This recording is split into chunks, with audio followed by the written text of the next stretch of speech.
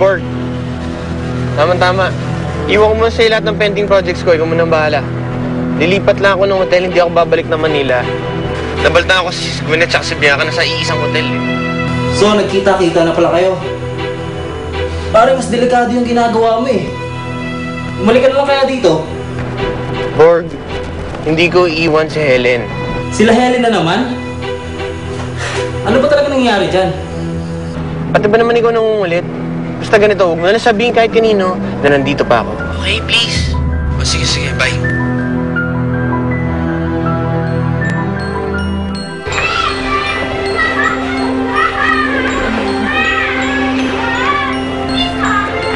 Oh, Dave. Si ninyo nasa labas na naglalaro. Baka sakali lang ako. Baka sakali kasi matiguli yung boss na anak ko ngayon eh. Teka, kung gusto mo siya makita, mamaya dadaling ko si Ninyo sa may burol. Puntahan mo na lang kami doon kung gusto mo siya makita. O sige. Salamat.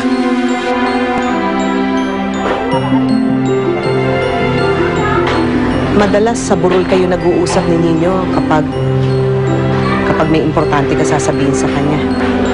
Sasabihin mo na ba sa kanya ang totoo, Helen?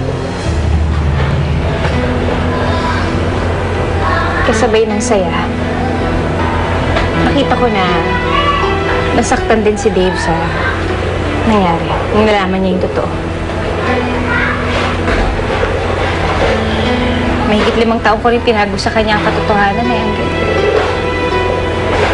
Marami akong pagkakataong pinalampas. At dahil sa ginawa ko, marami akong pinagkait sa kanila. Siguro naman panahon na. Dahil kahit ano naman gawin ko, hindi ko matatakbuhan ng katotohanan eh.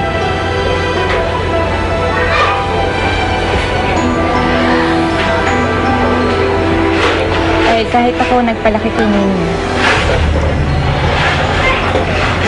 hindi pa rin ako ang tunay na magulang.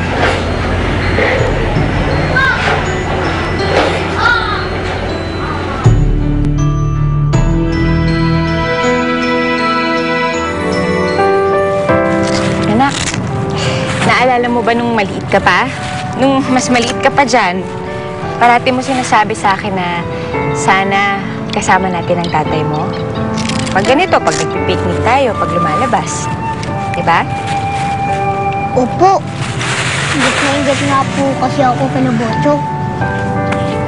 Pag umuwi yung tatay nila galing Saudi, hindi lang sila nagpipiknik.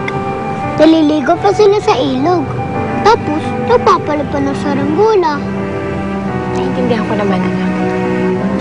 Gusto ko lang naman po kasi na makita na ako sa TV. Tapos, baka puntahan niya ako. Kahit dalaw lang po, Nay. Matutuwa na po ako. Paano kung sabihin ko sa'yo na nakita ka na niya? At hindi lang siya nandito para dalawin ka, kundi para makasama ka. Talaga po, Nay? Inasan siya? Nakausap niyo po ba siya? Nagpunta po ba siya sa bahay? Kailan po niya ako nakita, Nay? Kagabi ng isang araw, kailan po, Nay? Naku, siguro hayaan ko na lang na siya ang magpaliwanag sa'yo. Darating po siya ngayon! Magkikita po kami! Yes! Makikita ko ng tatay ko! One day I know they'll see I am not them, I am me. Last night a little star smiled at me from afar, looking down from above. Dave, ano po? Shining sunlight filled with love. Daylight, it came so fast, and the night it came to pass.